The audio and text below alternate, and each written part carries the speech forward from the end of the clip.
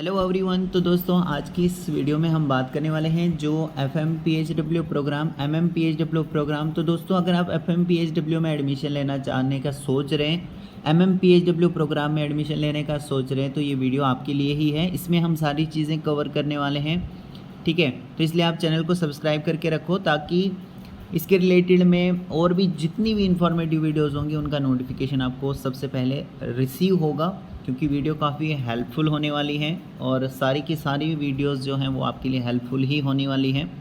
तो देखिए, अगर आप यहाँ पर FMPHW MMPHW प्रोग्राम में एडमिशन लेना चाहते हैं तो सबसे पहले क्या होता है, इसके लिए जो भोपी है, जो JK भोपी है दोस्तों, जो बोर्ड है, ये आपका कॉमन एंट्रेंस टेस्ट CET कराता है, ठीक है ना। एंट्रेंस टेस्ट कंडक्ट कराता है। और अगर बोर्ड ने ऐसा नहीं किया, मान लीजिए कि CET किसी साल आपका नहीं लिया गया बोर्ड की ओर से, बोर्ड ने डिसाइड किया कि भैया हम जो है इस साल CET नहीं कंडक्ट कराएंगे, तो एडमिशन दी किस तरह से जाएगी आपको, तो वो दी जाएगी जो टेंथ के बेस पर, क्योंकि ये टेंथ के बेसिस पर ही कोर्स कराए जाते हैं। तो टेंथ क्लास में जो भी आपकी परसेंटेज आई होगी दोस्तों, ठीक है, जो परसेंटेज आपकी आई होगी उस बेसिस पर क्या करेगा बोर्ड, मेरिट लिस्ट तैयार करेगा। ओके, मेरिट लिस्ट तैयार करेगा और उस बेसिस पर फिर आपको ये जो मतलब कॉलेजेस हैं वो अलॉट किए जाएंगे आगे अकॉर्डिंगली। चाहे फिर उसी बेसिस पर गवर्नमेंट कॉलेज आपको मिल सकता है, प्राइवेट कॉलेज आपको मिल सकता है, ठीक है। और अगर आप बोर्ड ने यहाँ पर जो है वो एंट्रेंस टेस्ट कंडक्ट कराया, तो यहाँ पे इसके रिगार्डिंग में सिलेबस क्या रहने वाला है वो हम यहाँ पर देखेंगे। क्या सिलेबस आपको तैयार करके जाना है ताकि वहाँ पर आप एग्ज़ाम में जो है अच्छा कर पाएँ, है ना। तो सारी चीज़ें हम देखेंगे। ओके, तो थोड़ा सा इसके लिए हमें नीचे स्क्रॉल करना पड़ेगा। और नीचे स्क्रॉल होने के बाद यहाँ पर डिटेल तो काफ़ी सारी दी गई है, लेकिन ये क्या है, अगर पढ़ना चाहेंगे तो आप पढ़ सकते हैं, लेकिन मैं आपको FMPHW और MMPHW जो कोर्सेज़ हैं इसके रिगार्डिंग ही ज़्यादातर फोकस करूँगा। यहाँ पे थोड़ा सा नीचे स्क्रॉल करते हैं और नीचे स्क्रॉल होने के बाद अब यहाँ पर देखिए लिखा गया है एलिजिबिलिटी फॉर एडमिशन। एडमिशन लेने के लिए आपकी एलिजिबिलिटी क्या होनी चाहिए। तो देखिए, सबसे पहले तो आपके पास एक डोमिसाइल सर्टिफिकेट होनी चाहिए, या तो UT ऑफ JNK की या UT ऑफ लद्दाख, जहाँ से भी आप, जो भी केस है जहाँ से भी आप बिलोंग कर रहे होंगे, लद्दाख के रहने वाले होंगे तो डोमिसाइल लद्दाख की आपके पास हो, UT ऑफ JNK के हो तो यहाँ पर जो है आपके पास जो है डोमिसाइल सर्टिफिकेट होनी चाहिए। फिर आपने जो 10th पास किया है, क्योंकि 10th के बेसिस पर ही यहाँ पर आपको इन प्रोग्राम्स में एडमिशन मिलती है, तो 10th की आपके पास क्या होनी चाहिए, सर्टिफिकेट होनी चाहिए। ओके, उसके अलावा अगर किसी कैटेगरी से बिलोंग करते हैं तो आपके पास क्या हो, कैटेगरी सर्टिफिकेट भी हो। और जिस टाइम पर एक चीज़ यहाँ पर आपको ध्यान रखनी है कि जब आप एप्लीकेशन फॉर्म सबमिट करेंगे इसके लिए, जैसे ही यहाँ पर जो है एप्लीकेशन फॉर्म निकलेंगे, तो उस टाइम पर जब आप एप्लीकेशन फॉर्म को सबमिट करोगे उसी टाइम पर आपको एक कैटेगरी भी शो करानी है कि आपके पास कैटेगरी है। ओके, अगर उस टाइम पर आप मिस कर लेते हैं और at the time of counselling आप उनको ये कहते हैं कि भैया मेरे पास तो सर्टिफिकेट है, मैं कैटेगरी के अंडर आता हूँ, तो उस टाइम ये किसी भी केस में नहीं मानने वाले हैं। उस टाइम पर आपको ट्रीट किया जाएगा एज ए ओपन मेरिट में। समझ में आ रहा है ना। तो ये इसलिए मैं बता रहा हूँ क्योंकि एक आध कैंडिडेट का इस तरीके से हुआ था और मेरे पास कमेंट आया था, तो इसलिए मैं आपको बता रहा हूँ कि इस चीज़ का पहले से ही आप ध्यान रखिए।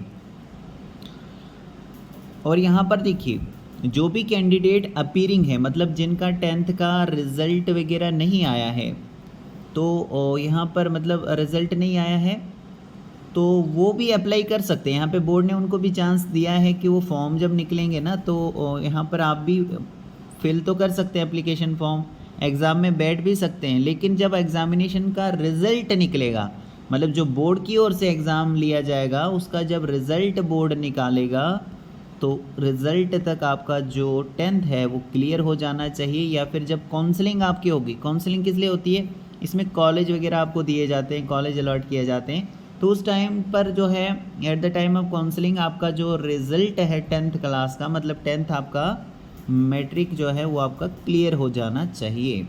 ओके, तो ये शर्त है यहाँ पे।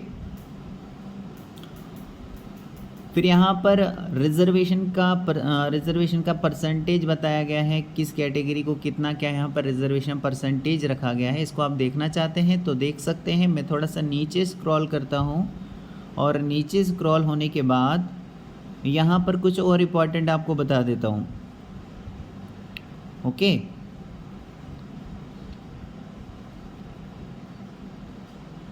देखो एप्लीकेशन फॉर्म जैसे ही रिलीज़ होंगे ये ऑनलाइन मोड से दोस्तों सबमिट किए जाएंगे। इसके लिए आपको भोपी की वेबसाइट पर जाना होगा। भोपी की वेबसाइट क्या है वो आप यहाँ पर देख सकते हैं, www.jkbhopi.gov.in। ये भोपी की जो वेबसाइट है, तो इसी पर आपको विज़िट करना होगा।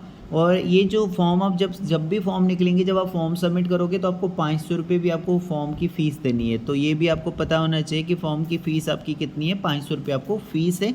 ये भी ऑनलाइन मोड से ही आपको पे करनी है दोस्तों। यहाँ पे बताया गया है क्रेडिट कार्ड के थ्रू कर सकते हो, डेबिट कार्ड जैसी फैसिलिटीज़ से आप ये जो फ़ीस है ये पे कर सकते हैं। और थोड़ा सा नीचे स्क्रॉल होकर अभी हमने फ़ीस ये जो सिलेबस है ये हमें देखना है। इससे पहले आप यहाँ पर देखिए जो एप्लीकेशन फॉर्म है वो किस तरीके से सबमिट किया जाता है। यहाँ पे नेम ऑफ़ द कैंडिडेट का सैंपल बताया गया है, किस तरीके से फिल करना है अपना नेम, फादर नेम किस तरीके से फिल करना है, डेट ऑफ बर्थ वगैरह किस तरीके से फिल करनी होती है एप्लीकेशन फॉर्म पे। ये इसलिए बताया गया है ताकि आपको आसानी हो, कोई प्रॉब्लम ना हो जब आप एप्लीकेशन फॉर्म को फिल करें। इसके अलावा कौन कौन सी ऐसी सर्टिफिकेट्स हैं जो आपको प्रोड्यूस करनी है, अटैच करनी है। तो ऑनलाइन एप्लीकेशन फॉर्म के साथ आपको ये जो सर्टिफिकेट्स नीचे बताई गई हैं ये आपको अटैच करनी है, जैसे कि डोमिसाइल सर्टिफिकेट, 10th की जो सर्टिफिकेट होगी, और इसके अलावा अगर कोई कैटेगरी है तो वो भी आप अटैच करेंगे। ओके, इतना क्लियर हो गया। अब हमारा जो मेन जो हमारे पास आता है अभी रहता है तो वो है सिलेबस दोस्तों। तो सिलेबस ज़रूरी है जानना, क्योंकि सिलेबस को देखकर अगर आप प्रिपरेशन करते हैं, तैयारी करते हैं और पहले से ही आप तैयारी करते हैं तो आप अच्छा जो है स्कोर ले पाओगे दोस्तों एग्ज़ाम में। और जो आपका मेरिट है वो उसी बेसिस पर तैयार होगा और फिर ये डिसाइड होगा कि आपको गवर्नमेंट कॉलेज मिले या फिर प्राइवेट कॉलेज मिलेगा।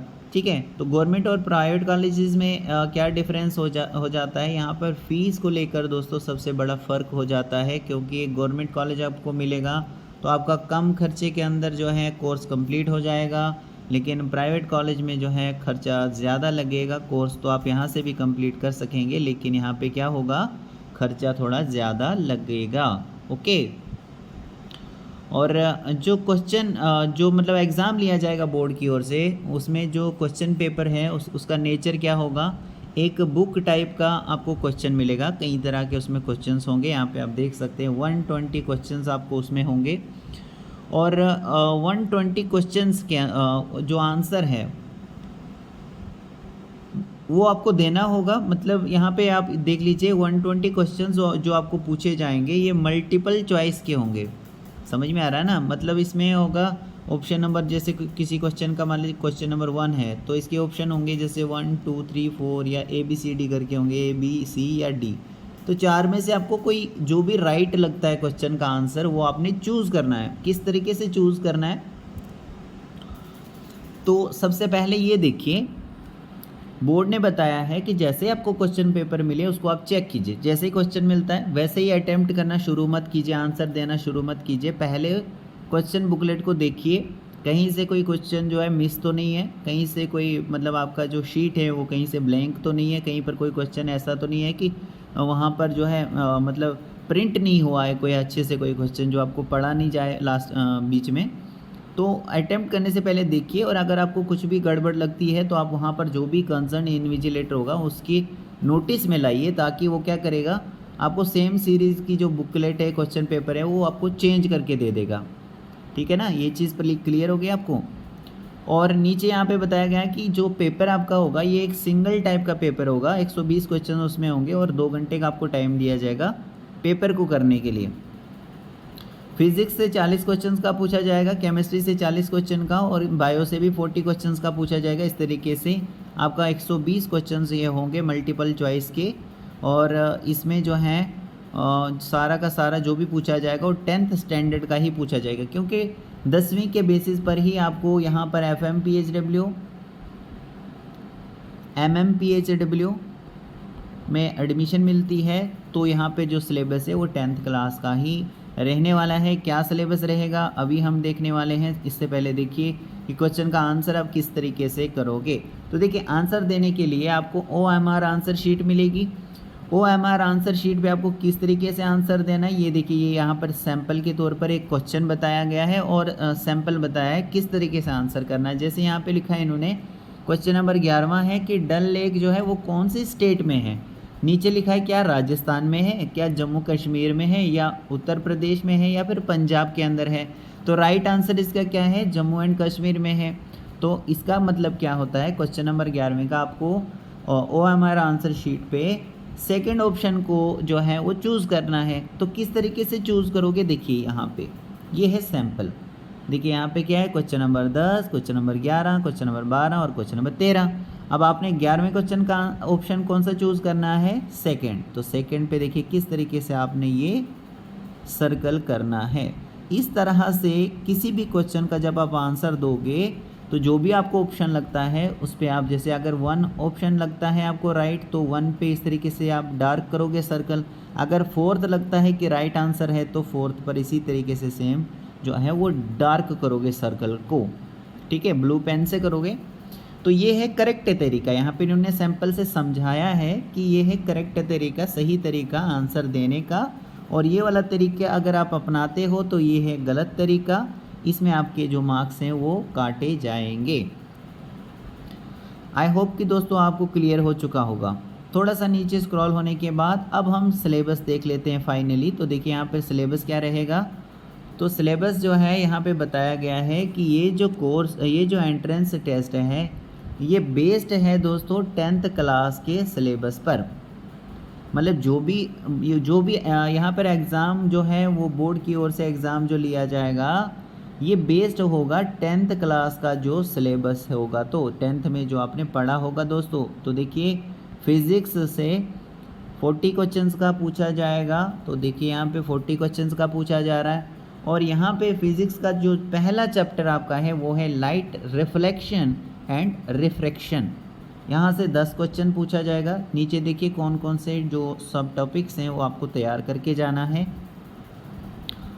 इसके बाद फिज़िक्स का जो और भी यहाँ पे सब टॉपिक्स हैं वो आप यहाँ पर देख लीजिएगा अच्छे से क्या क्या तैयार करना है।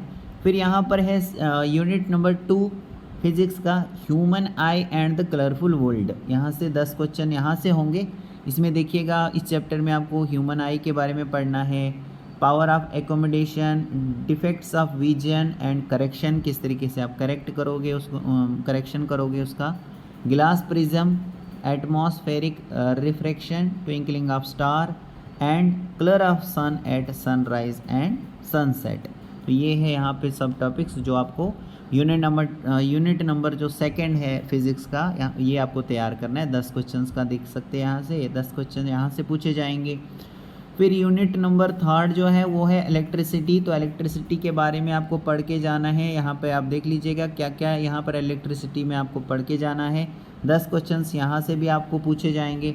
फिर यूनिट नंबर 4 है मैग्नेटिक इफेक्ट ऑफ करंट। तो मैग्नेटिक इफेक्ट ऑफ करंट में देखिएगा यहाँ पे क्या क्या जो टॉपिक्स हैं, सब टॉपिक्स जो आपको तैयार करके जाना है। 10 क्वेश्चंस यहाँ से भी आपको पूछे जाएंगे। उसके बाद आता है यहाँ पे केमिस्ट्री। तो केमिस्ट्री से भी देखिए 40 क्वेश्चंस का यहाँ से भी पूछा जाएगा, जिसमें यूनिट नंबर 1 है केमिकल रिएक्शन एंड इक्वेशन। यहाँ से 10 क्वेश्चंस का पूछा जाएगा।